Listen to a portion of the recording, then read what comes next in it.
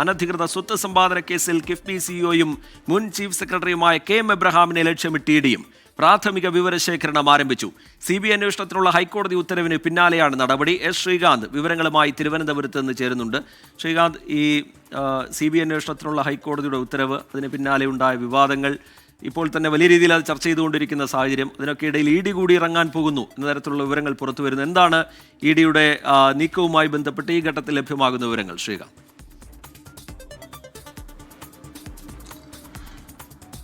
മുഖ്യമന്ത്രിയുടെ chief principal secretary KIIFB CEO കൂടിയായ KM എബ്രഹാമിനെതിരെ enforcement directorate അന്വേഷണം കൂടി വരാൻ പോകുന്നു എന്നുള്ളതാണ് ഏറ്റവും പ്രധാനപ്പെട്ട വാർത്ത ഈ മണിക്കൂറിൽ വരുന്നത്.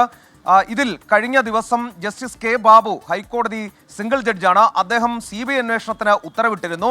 വിജിലൻസ് കോടതി നേരത്തെ KM എബ്രഹാമിനെ വെറുതെ വിട്ടതിനെതിരെ അതിരൂക്ഷമായ വിമർശനത്തോടു കൂടിയാണ് ഇത് CBIക്ക് വിടുകയും ചെയ്തത്.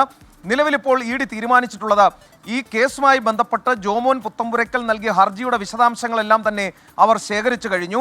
കോടതിയിൽ നിന്നും പുറത്തു വന്ന ഉത്തരവിന്റെ പകർപ്പടക്കം ഇപ്പോൾ എൻഫോഴ്സ്മെന്റ് ഡയറക്ടറേറ്റ് എടുത്തിട്ടുണ്ട്.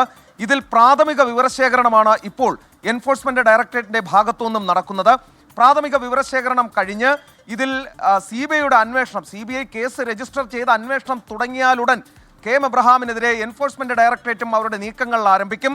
നേരത്തെ കിഫ്ബി മസാല ബോണ്ട് കേസുമായി ബന്ധപ്പെട്ട് KM എബ്രഹാമിനെതിരെ ഈ എൻഫോഴ്സ്മെന്റ് ഡയറക്ടറേറ്റിന്റെ ഭാഗത്തു നിന്നും അന്വേഷണം നടന്നിരുന്നു. അദ്ദേഹത്തെ ചോദ്യം ചെയ്യുകയും ചെയ്തിരുന്നു. പക്ഷേ അത് പിന്നീട് കോടതി കയറി അതിന്റെ അന്വേഷണം മുന്നോട്ട് പോവുകയും ചെയ്തില്ല.